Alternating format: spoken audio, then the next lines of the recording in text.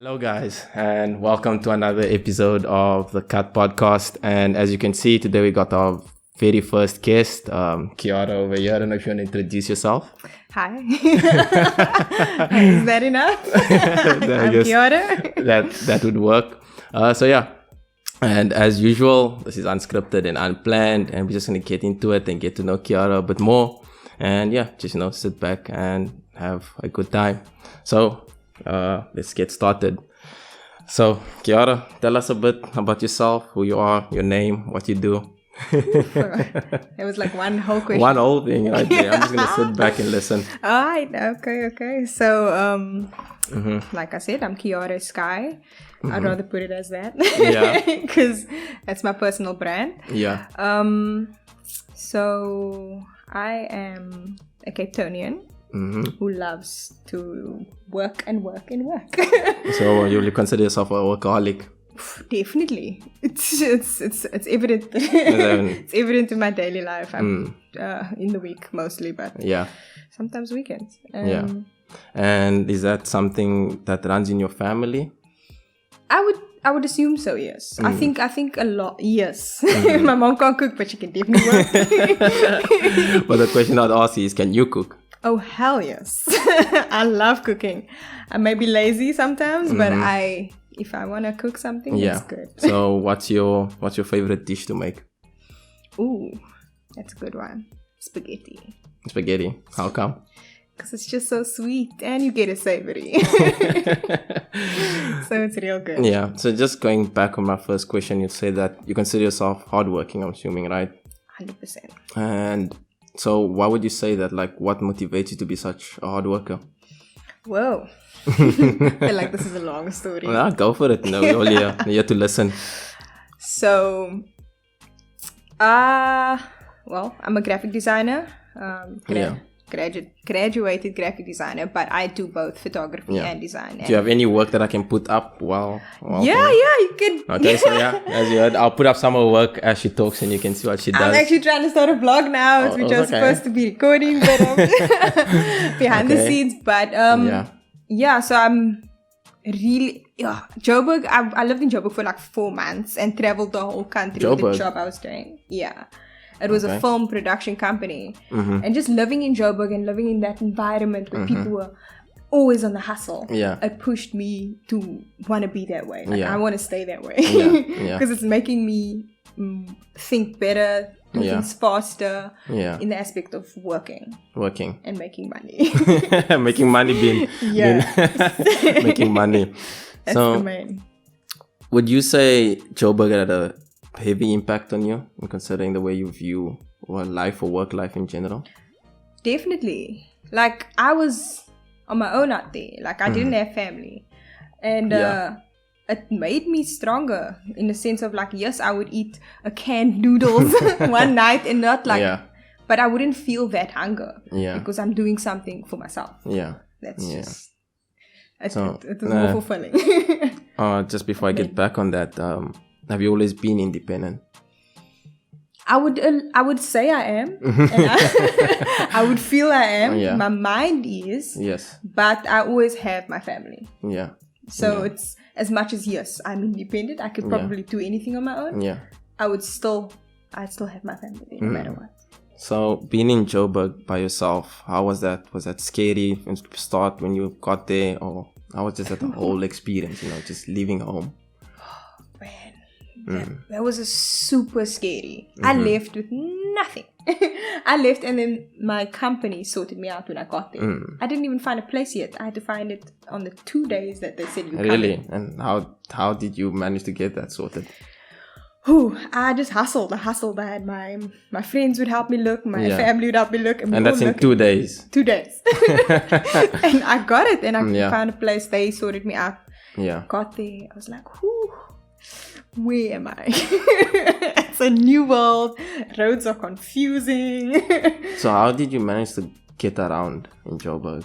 My company and I'd Uber a lot. Okay. Or the Gautrain, which was... The Gautrain. Oh, that's interesting. I can just remind me to get back on the Gautrain. I mean, I've never been one of myself personally, but I've always wanted to be one of those. I don't know how many of you guys have been in a Gautrain. For those guys who are from Gauteng, I'm jealous right now.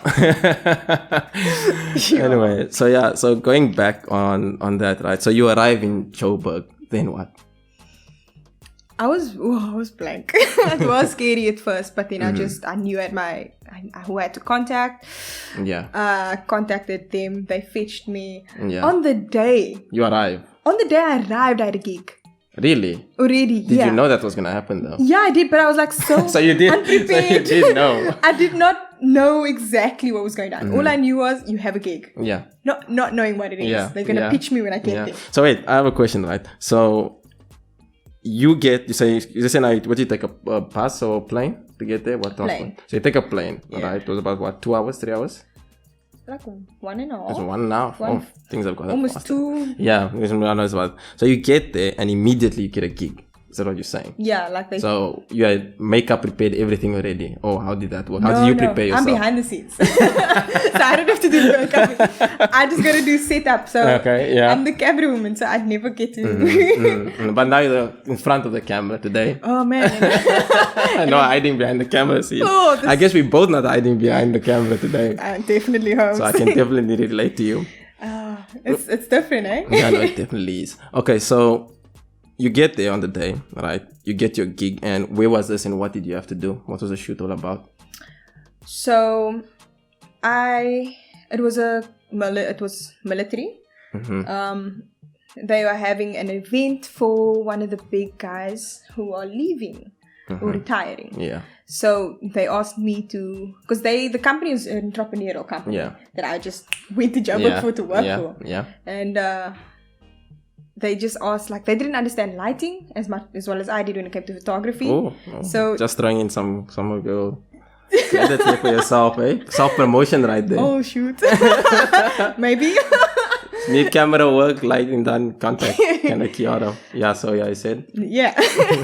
So we went immediately shopping for lighting. And then they just asked me what type of lighting. We got the lighting, and then went to the venue to see, okay, where are we going to put this lighting? Yeah. Where we're going to put the scene, because we need to make sure that we have cables, all the right stuff in the right spot. Because when the military people walk in, they need to get the shots done. Yeah. Oh, it's crazy. Like, you go full in work mode. You can't, like, nothing else. Like, you can't enjoy the scenery. No, not yet, of course. You gotta just dive in. Okay, yes, we need this. We gotta do that. I mean, did you come, how confident were you, or did you come, like, ready, knowing your stuff together, or you're nervous, like, am I going to be able to do this? Do you have any imposter syndrome, especially? Ooh, yes. Or do you even suffer from imposter syndrome? Oh, wait, what is that? Now I'm cute. Wait. So the imposter syndrome is where, let's say you can do something, right? Let's say now your field is, being a camera woman, right? Your lighting stuff, right? And then for that moment where you have to do it, you feel like you can't, or you can't basically do it. You feel like an amateur in that point. Yeah, I think in the beginning, no, I did not feel that way. Oh, the confidence is real. Because I know photography. This is something they asked me to do. Well, I was nervous before I got there. Once they threw me in the deep end, then I knew, okay, you swam. Yeah, right. Like if you put it in front of me, okay, that's what you need. Okay. But during when they had to teach me, then I was like,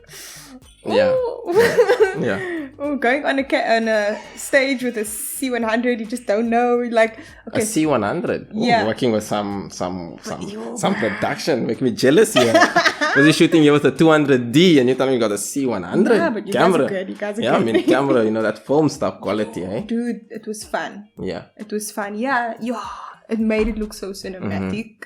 Like, I know. Don't rub it in. I'm already feeling it at this point. Honestly, I feel like you're doing a great job. Thank you. Thank you. Leave a comment down below if you think the lighting and the camera work is on point. So sorry to cut you off. And then so the military guys got there and. So like I said, we went shopping immediately. Yeah. Went to the venue, scanned the venue. Yeah. And obviously I had to get that changed because it's a formal event. Okay. And then I got to meet my colleagues. Just one of them, Matty, who came from where he did. and we both just did photography that day. Photography. And they also did not know, which is cool. I think in companies like, that's something I learned with entrepreneurs. They just threw themselves in the deep end. Yes, we can do it. You know, like it's not like they can't because they found the right people to do it for them. Yeah. And I'm an intern, so it works. And it's more just like I got to learn from them, but they got to learn from us. Okay. So it was super cool. Okay. Entrepreneurs are flipping dope, bro. Flipping dope. But you mentioned something about your brand as well. You been moving into that entrepreneurship space as well? I've always had a brand, but I didn't know how to branch out yet. Okay. Because that's why I went into like internships, so I can learn, okay, where am I not working? What your weaknesses are in the space and stuff like that. And what did you find? Because I felt like I could do video and then I got... And then until you see the pros do it and you question yourself. Dude, I did not know video. I just thought I did. I was just recording with a camera. No! It's way more than what you think. Yeah, it's pretty complicated. And lighting is similar, but not. It depends. Yeah, but I mean, it plays a major role as well. You know, a lot of people overlook it. Right? Very true. So true. I love how they... I love when people like me who had to figure it out. They're just like, huh? Now you get to teach them. This is actually... It's so cool. That also been nice. Yo, dude. And how long have you been doing it now? Wait, specifically... From like when you started professionally as an intern, like how long has that been? Since was Joburg your first gig? No. I used to do like personal gigs, but it's not video. It's always been photography or graphic design. So how long have you been doing... Okay, let's start with job-wise, right? How long have you been, say, doing that professionally? Ooh. Okay, so with my own company, I've been working since 2015. Yeah, but like really mid-year 2015, because then I just started varsity, and then the moment I learned the camera, got a gig. Oops. Got a gig. And it was nice. I was like, no, I can make money with this. And how's that been going for you, by the way? I think I don't make time for it right now, but if I do, it could be better. Just to get back to the Joburg, because I'm curious to find out like how did you make any friends, hobbies, like how were you using your time there? Was it just constantly work? We traveled a lot. Yeah, we did travel a lot, but when we were home, I just stayed home. It was more the finances. I didn't have the money to go around, and I think that taught me also, because it was the first time I'm living on my own completely. Relying on my own self, and it was bro. Like, so when I get home, I don't do anything, because when we're traveling, they catered for us. Yeah, when it comes to food or anything, they catered for us. So unless I wanted something extra, then I'd pay for myself. Yeah. There's a question I have for you, right? Seeing that you say that you spend quite a lot of time by yourself, do you consider yourself an introvert or an extrovert? Both. I mean, I've heard the term ambivert before. I don't know. Is that what it is? I've heard that. Ambivert is an introvert and extrovert. I think it all depends on how I feel. Like I'm a definite introvert when I meet new people. Yeah. But my confident traits will always shine above it. So yeah. Well, also when you were in Joburg, was there a lot of calls that you did back home with the family? Yeah, here and there. If I'm busy, I hardly did it. But when I'm home, then I did. Then I really did. Like I contacted my mom. I'd contact my sister. Well, I would contact them with like, "Mommy, I'm gonna come home. I'm tired now." It's like, because it was hectic. Yeah, and I can imagine. You know, how old were you when that? It was last year. Oh, this is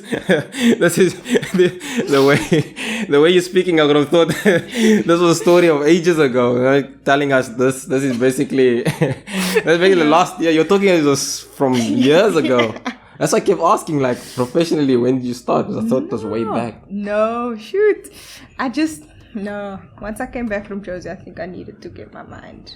Like, I got home, relaxed a little bit. I was like, but after that, I was like, I need to make money. I need to get back into it. It's fun. Okay, so how's it now coming back home now? So you spend your time in Joburg, right? All this experience, all this exposure, the grind still continues. Now you get back home.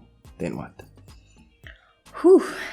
I have an opinion now. Oh, let's go. Yeah, just because I was in Jersey, I have an opinion. Like, Cape Townians are slow. Slow and lazy. Yo, bruh, like too lazy. Like, I don't want to do nothing if you're going to be lazy, Holmes. I'm like, bye. If you're in Cape Town and you're watching this, double click the dislike button twice.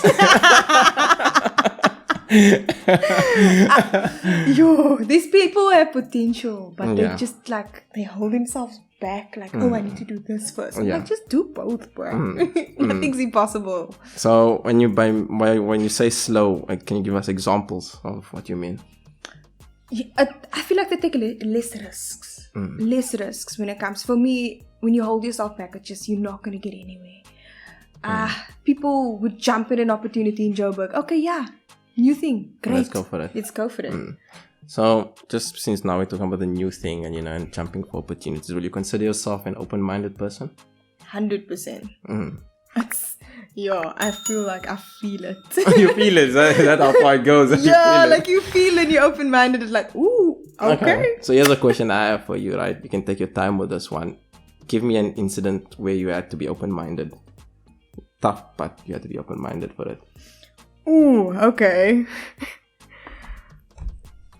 Yeah. You can't use the Joburg trip, by the way. No. I think my sister's my best because she gives me she throws some topics at me. And then you have to face it. It's political. Oh, I see. That's always it. And you have to be open-minded because you have to understand both perspectives. Yeah, exactly. 100%. So, she'll come at me with feminism and then I think I know. And then she just throws it at me and then I have to be like, okay. Just learn here. Do not respond. Because this is actually, maybe I don't know. So, I love how you brought up the whole perspective thing. So, I'm assuming that you consider yourself to be a person that listens to both sides of a story before making a decision, or am I wrong in that assumption? I would say it depends. Depends. Okay. Yeah, like it depends on the topic. And so what's one thing that there's no time to take perspectives into account? I think when it's my time. Really? Yeah, like perspectives, like if you're gonna waste my time, then it's not gonna work. No, yeah, like don't waste with my time. So where does this come from? That's why I keep asking, is this something you developed over the years, or is it something again from your household when it comes to time and not wasting time, or just Yeah, my whole life's in a rush. So I feel like we get done in a rush.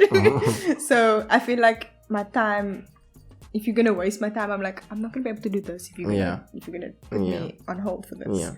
So, what example, one scenario that you can remember where someone completely wasted your time? Sure. Like really disappointed you in terms, of that. Is there any general topic around that? No, either one. You can choose whichever one you want. Where maybe you set up something like work-wise, maybe for example, and then it just didn't go through. Should I be saying this on a cut? Is it the current employee? Yeah. Like you don't have to mention names. You can make up everything, Okay. So I had to do this job, man. I had to do this job. Yeah, we can keep it like that, you see. That job, this job, that person. Cool, okay. Yeah. So it was urgent, this job. Was like, because I had to prioritize this job. So I did. And I did the work. Yeah. And we took a while with it because it's new to me and it's like the brands and Yeah. So I had to figure it all out and then I had to work with a team. Yeah. And figure it out, finish the work, and then to find out, the work was already done. And that was going to be pretty disappointing. I was like, thanks for wasting my time. I had a whole bunch of deadlines. But thanks for that. Yeah. It just taught me a whole bunch of things in a sense. So, consider yourself a patient person as well. I am. Really? You're not one for outbursts? No. It depends on how you make me feel, but no. So you say you keep it strictly professional? Yeah, no, when it's work, 100%. Yeah. You can't do outbursts. No, of course. I mean, it goes back to that thing I always say, right? Especially when it's professionally related, is sometimes you don't want to shoot yourself in the foot also. Because, I mean, this person probably, say, now I'll use you as an example. You got a gig with this person, right? whatever they do, they mess up with your time or whatever.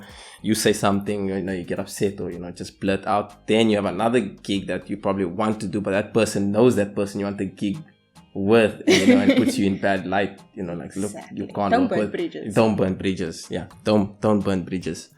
All right. Yeah. Anyway, I also want to go back to what I really wanted to ask you, the Goud train. I was waiting for that one. I didn't forget it. That's the bomb diggity. First experience in the Goud train. That's the bomb diggity. So, Goud train was nice. It was so dope. Like, it's a bullet. It really is. I don't know if that makes any sense. It doesn't. It's just really fast. Like, you have to sit down if you're Wait, but no one's standing. If you stand, are there people standing? Yeah, there are sometimes. If you stand like a normal train, like normal metro, nah. Oh, yeah. you can lean. Yeah, you can do whatever in that train, and it's just not as fast. You have to sit down. I got woozy. Like really? The first time, because there's a Goud train from the airport. So so you landed airport, first experience to your place is a Goud train? No. Okay. No, secret. When we traveled a lot. When you traveled. Yeah. You mentioned you traveled quite a bit. Yeah, it was crazy. 4 months travel. 4 months travel. It was nice, but it was crazy. But yeah, so when you do that, and you have luggage, it just feels heavy. Heavy.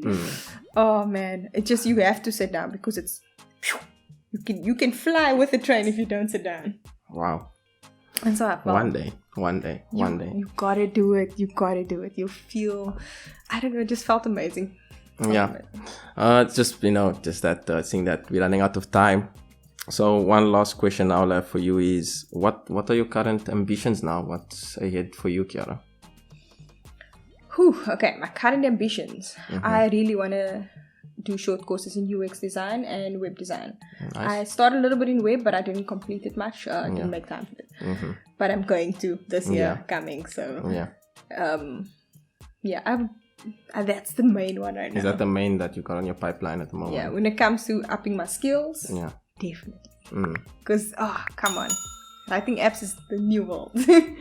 And that's how I feel. And shoot, I really want to get me a car right now. Because I'm 25 and I need to. And it's like, no. If I get a car, then I'm also motivated to go back to Jersey. Really? Yeah. So I feel like that's like your final destination here in South Africa.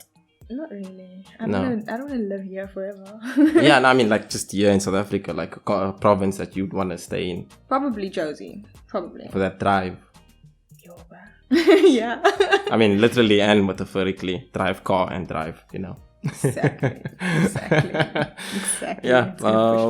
So just the last thing, like, what advice will you now give to the guys watching here? If it comes to career, don't stop driving yourself into a wall of opportunities. Go for it. Go for any opportunities. Take risks, because that's how you grow. That's how you learn. Because if you don't make mistakes, how else would you know if you're capable or not? So, yeah, take a risk.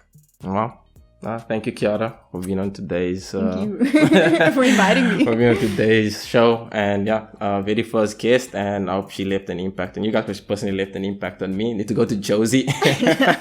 Because clearly a lot is happening in Josie. And thank you guys again for tuning in this video. And I hope to see you guys in the next one. Hopefully we got someone else again. And we'd like to have you back again. Different topic. Relationships and all hobbies and all the goodies. Oh, snap.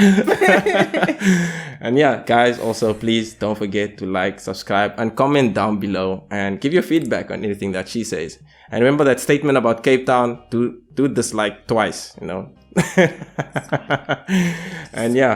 thank you guys. I'll see you guys on the next video. Cut.